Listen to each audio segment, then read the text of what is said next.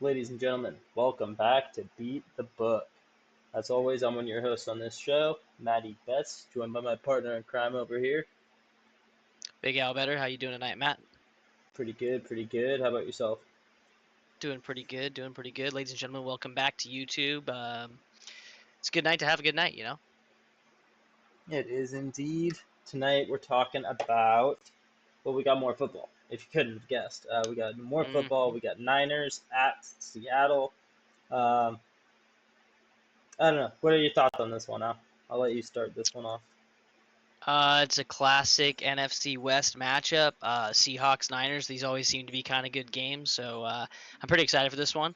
Seahawks coming off a tough loss against the Giants that nobody really expected, and then the Niners also coming off a loss to Arizona that I don't think too many people expected. I mean, Cardinals fans probably thought they had a good chance, but most people, I think, had that one chalked up to a Niners win. And yeah, they take a weird L. So both these teams coming off a loss, it should be, and a short week, so it should be a great game. Yeah, for sure, for sure. Like you said, both teams coming off really bad losses, in my opinion. Both teams, like you hmm said, nobody thought that they would lose those games. They should have won.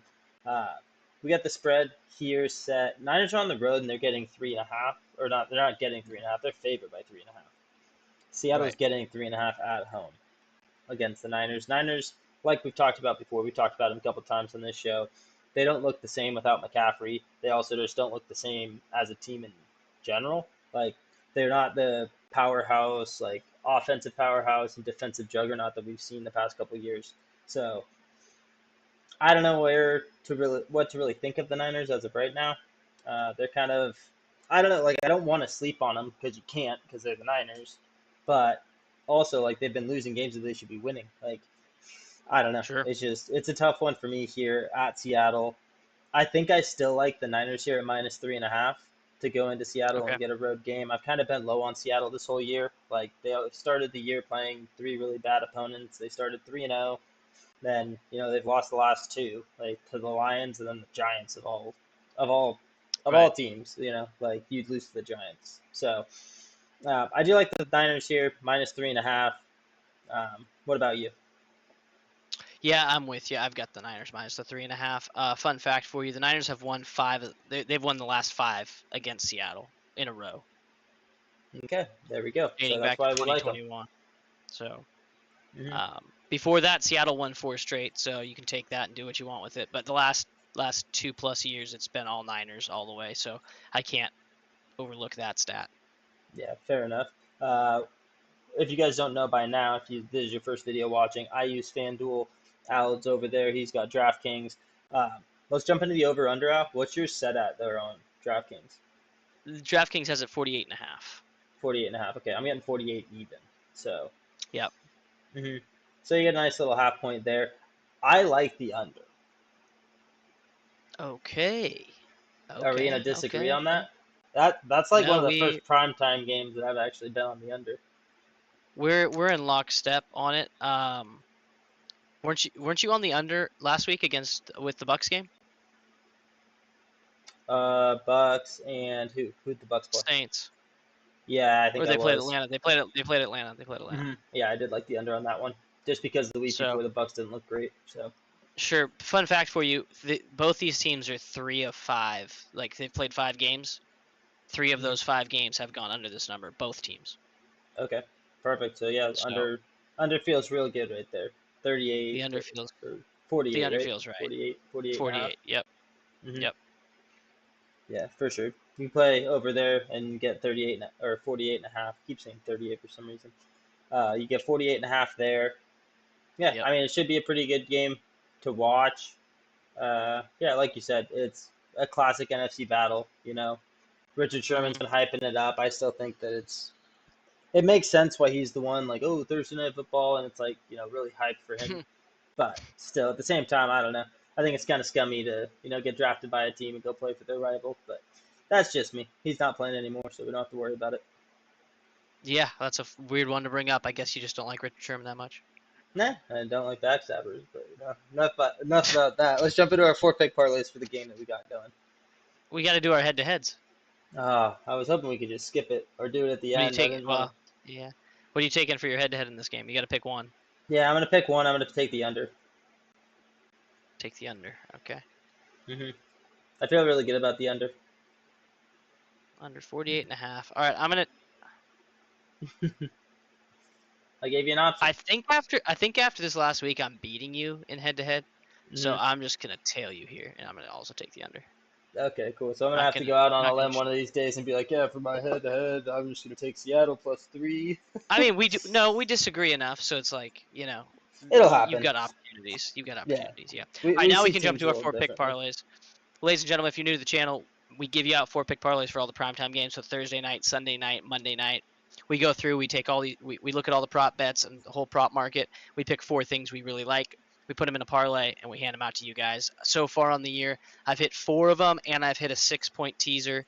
Matt's hit 2 of them so far. So Matt, hopefully you can, start to stack some as we get deeper into the season here. Yeah. So what we're gonna do, my 4 pick parlay this week, we're just taking 2 players that I think are kind of gonna go off. Not Okay. necessarily go off, but kind of just have a decent game. So first off, we're taking George Kittle, 40+ yards. 40+ receiving yards. I like that Okay. against Seattle. He usually seems to be pretty involved whenever they do play against Seattle. I'm not sure if it's just the division matchup or if it's just Seattle just not being able to guard tight ends. I'm not sure, but Kittle likes to go off and make sure that the other team knows that he's on the field. So we'll take him for 40+ at -170. Next, we're going to take the other tight end. We're going Noah Fant for 25+ yards. You're getting plus money on 25+. That's +120. And then if he's getting 25 yards, we're throwing in Fant 3+ receptions. I don't think he'll get 25 yards on 2 catches, so we're going to go with 3 catches instead. And then last but not least, we're taking George Kittle, anytime touchdown, +165. And that parlay pays out +650. Like my last couple ones, pretty conservative. Right now, we're trying to steady the ship, still make a decent amount of money, but also try to catch BigAL over there with our 4 pick parlays. Yeah, it's tough going out here, man. I kind of like that one. Fun fact for you: Kittle's had a touchdown in 2 of the in the last 2 games, so he's kind of on a streak of touchdowns right now. I like that a lot. And I think he's gone over 40. He's only played 4 games because he missed week 3, but I think he's gone over 40 in every game. Every game that he's played. I think so. Yeah, I think that's the reason why it's -170. Probably. You would think it'd be a little more minus, though, honestly.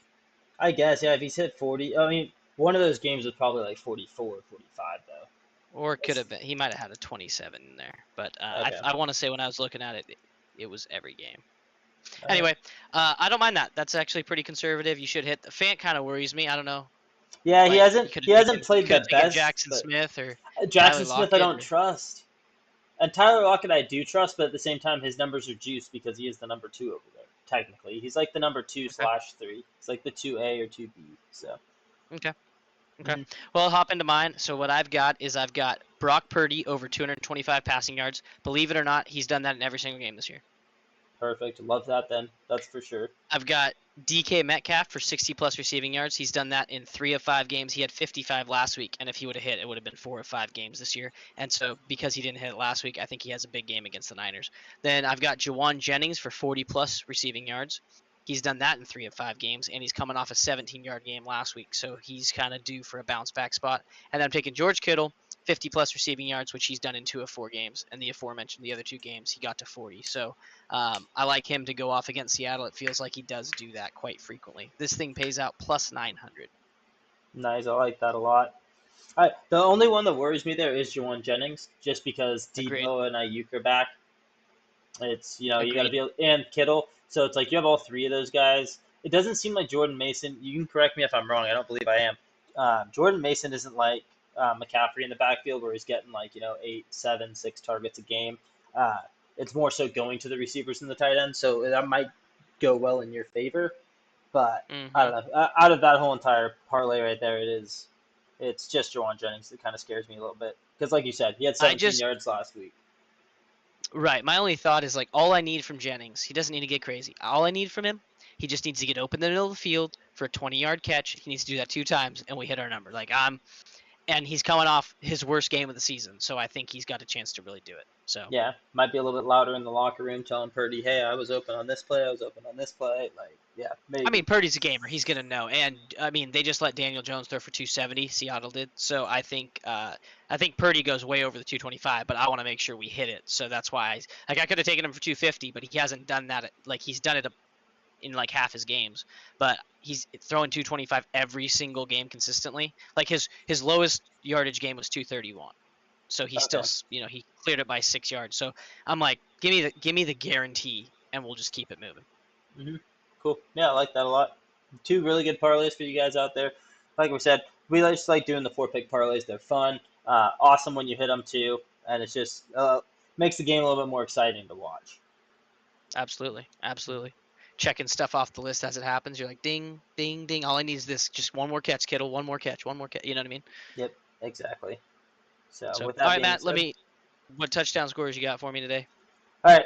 The aforementioned in my parlay, obviously, like you said, you think Kittle's going to have a big game. I like Kittle for a touchdown. He's sitting at plus 165. Next is another guy that you talked about, big yardage game for him. 2 weeks ago, he hosed me over on a parlay that I had. It would have paid out 400 times my bet.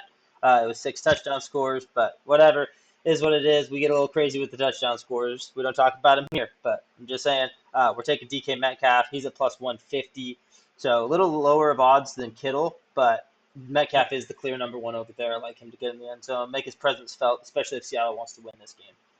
Next, we got Mm-hmm. Noah Fant, like we already talked about. I don't know. This is my reach of the week. Like Noah Fant, Okay, he's I was gonna he's say. kind of been hit or miss every week. It's either his game or it's not his game. So let's hope that this is his game. We can hit our parlay. We can hit him for a touchdown too. He's at plus 500. And then Hold. last we got Brandon Ayuk at plus 160.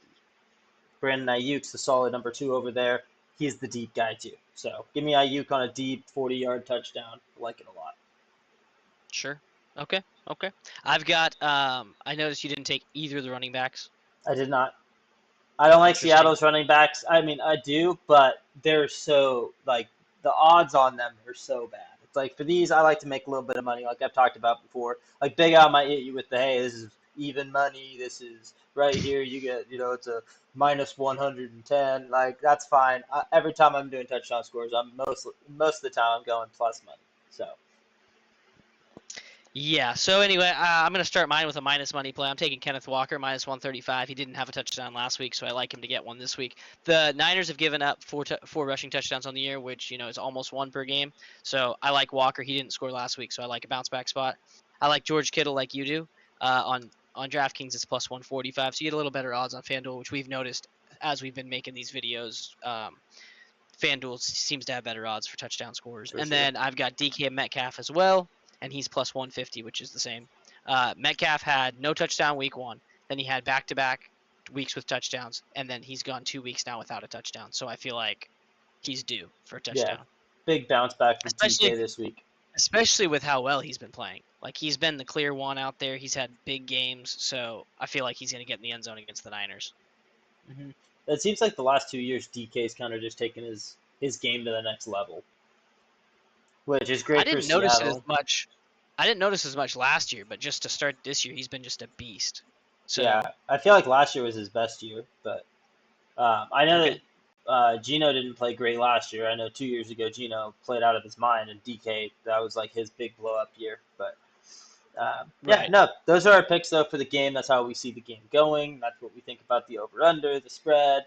Those are our 2 4-pick parlays that we gave for you guys. And then touchdown scores, as you guys can tell, we're pretty much on the same wavelength here. Obviously, my reach pick and Noah Fant's there. Then also Brandon Ayuk. Al's going the Right. opposite side, going Kenneth Walker. So do with Hmm. that what you will. That's where our money's going. That's how we're betting this game, and that's how we see it going. But anything else you want to add before we wrap there, Al? No, I think you kind of hammered all the main points there. Perfect. Well, ladies and gentlemen, thanks again for all the support. We appreciate it. Leave a comment, leave a like. We've noticed that you guys are leaving comments. In one of our videos coming up here, we'll highlight some of those comments, throw those up there on the screen for you guys to see. Just keep interacting. We love hearing from everybody, each and every one of you guys. And, thanks for just promoting the channel and hopefully taking us to that next level that we all want to be at. So until, next video, we'll catch you guys in the next one.